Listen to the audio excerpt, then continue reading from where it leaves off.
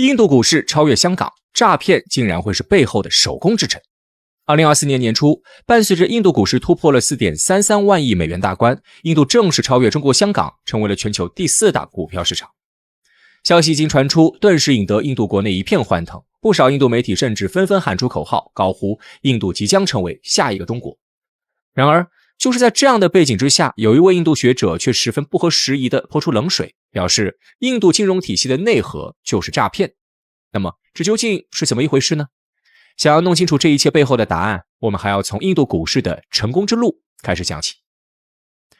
如果要问在过去的几十多年时间里，哪些国家的股市表现得非常优异，那么印度股市绝对能够名列前茅。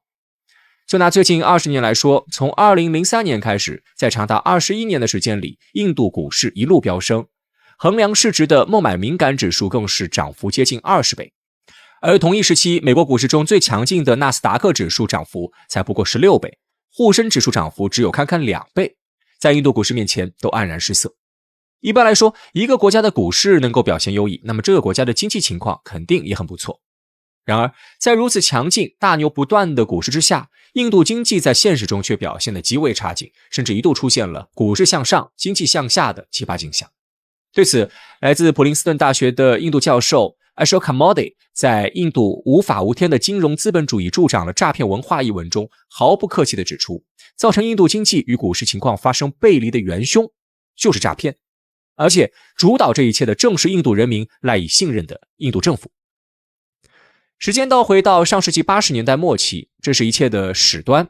彼时政治冷战的最后时刻，而印度与苏联的关系要远好过与西方的关系。因此，当苏联由于阿富汗战争的失败而深陷泥潭之时，印度不可避免的也成为了那只被殃及的池鱼。就拿印度的国家内债来说，在1980年的时候，印度内债只占到了其 GDP 的 35%， 而等到1990年的时候，这一数据已经失控的飙升到了 53%。与此同时，印度的外汇储备还宣布告急，最危险的时候甚至一度撑不过3周，可以说国家破产几乎就在一念之间。然而，令人意想不到的是，在1990年3月，这一切突然迎来了转机。尽管那时印度政治陷入混乱，经济陷入困境，但股市却开始莫名其妙的上涨。各种数据的逆袭似乎都在彰显着印度经济一夜复苏的奇迹，使得一时间印度国内金融市场一片沸腾。但俗话说得好，事出反常必有妖。就在所有印度人民都沉浸在股市繁荣的美梦当中时，一个人却戳破了这个巨大的泡沫。1990年3月，也就是在印度股市突然暴涨的同时，一个名叫哈沙德·梅塔的36岁印度中年人，高调地从位于贫民窟的老破小搬进了一栋滨海别墅当中。根据印度媒体的报道，梅塔的这栋滨海别墅价值1亿卢比，而当时的印度人均收入仅只有150卢比。所以，当这则消息被曝光之后，很快便引起了印度的全民关注。毕竟，哪个正常人没有个一夜暴富的梦呢？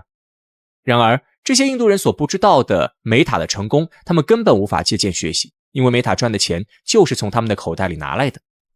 揭开一切真相的是来自《印度时报》的女记者苏切塔·达拉尔。在全印度都对梅塔的成功感到振奋，无数穷人都将其奉为神明的时候，达拉尔却执着于发掘梅塔成功背后的原因，并很快被他找到了端倪。梅塔之所以会暴富，是通过诈骗居民存款而来的。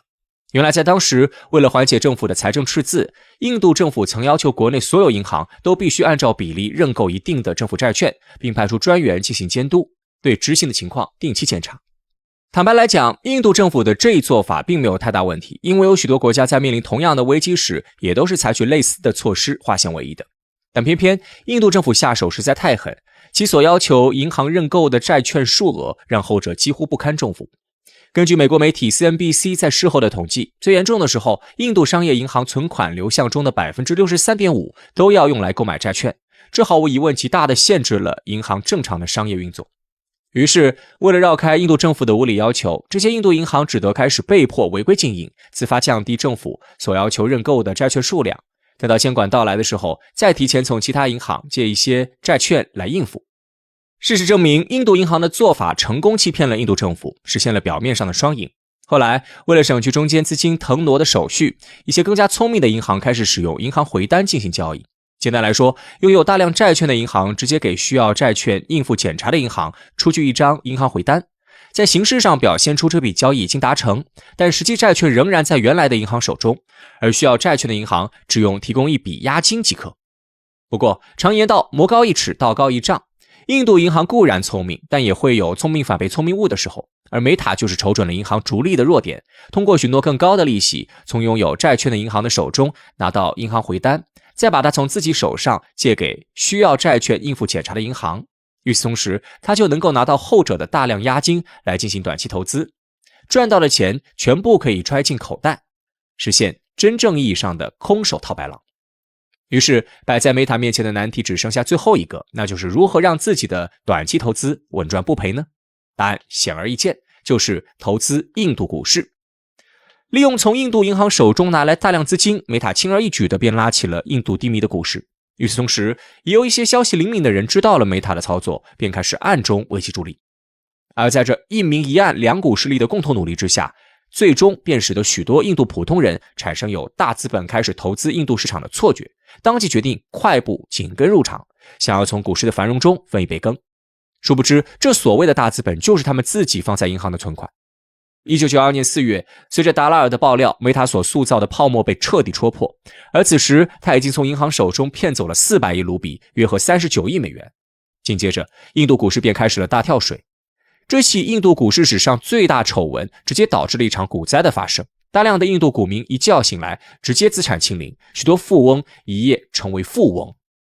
然而十分可笑的是，这一切的始作俑者美塔却只被判处了5年的有期徒刑，罚款更是只有25000卢比。那么问题来了，明明美塔的行为严重伤害了印度股市的信誉，使得印度金融市场一片狼藉，为什么印度政府会选择放过他呢？答案很简单，因为印度政府就是幕后的操盘手。实际上，别看美塔表面上多么风光，但说到底，他只不过是被某些人推到台前的活靶子。而那看似天文数字的400亿非法获益，也只不过是那些幕后资本牙齿缝里的一点蝇头小肉。例如，在法院听证会上，美塔就认为自己定刑过重，供出了一位幕后大佬，是印度总理拉奥。不过，美塔显然没有意识到，印度社会所谓的公平，只是适用于少数人的公平。他的举报并未影响到拉奥亨通的官运，后者一直担任总理到1996年5月。美塔虽然失败了，但他的故事却刺激了印度的诈骗市场。例如，这其中就有一位叫做科坦·帕雷克的年轻人，或许是有着美塔失败的先例。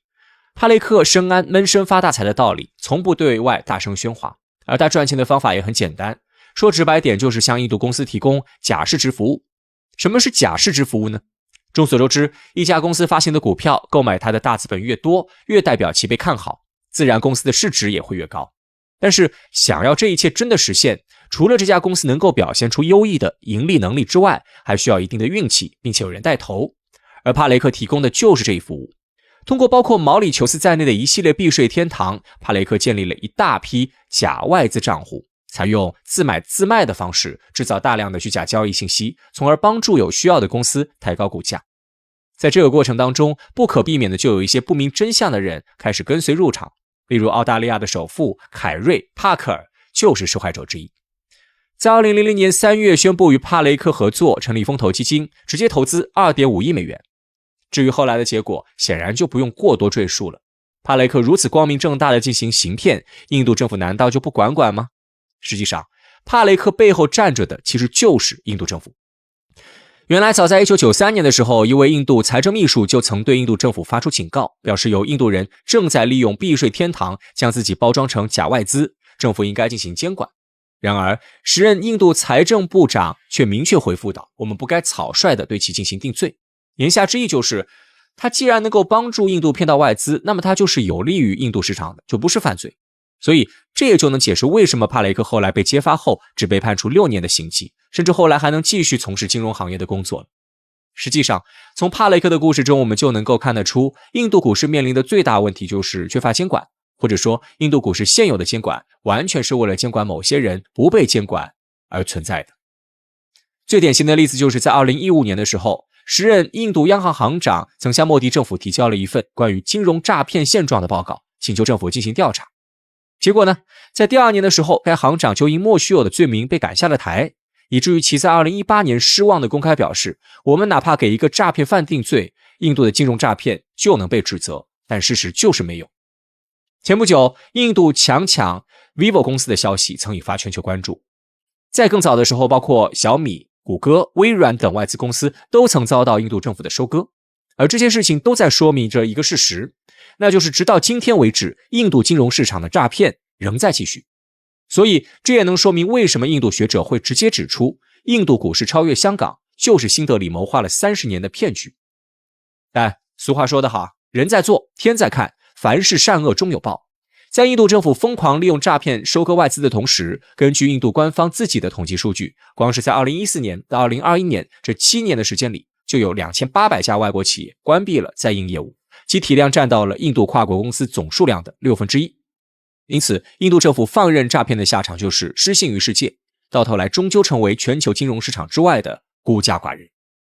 难怪有外媒会直言，印度永远都超越不了中国。对于一个国家来说，拥有得天独厚的资源固然重要，但更为重要的是如何能够去正确的使用它。我相信，如果印度能够静下心来发展经济，它绝对是世界上最具潜力的国家之一。过去那么多外资青睐于它，就是最好的证据。所以，现在的印度与其天天做着大国的白日梦，又一边搞着诈骗这样的小人行径，倒不如彻底痛改前非，否则将来后悔恐怕都来不及喽。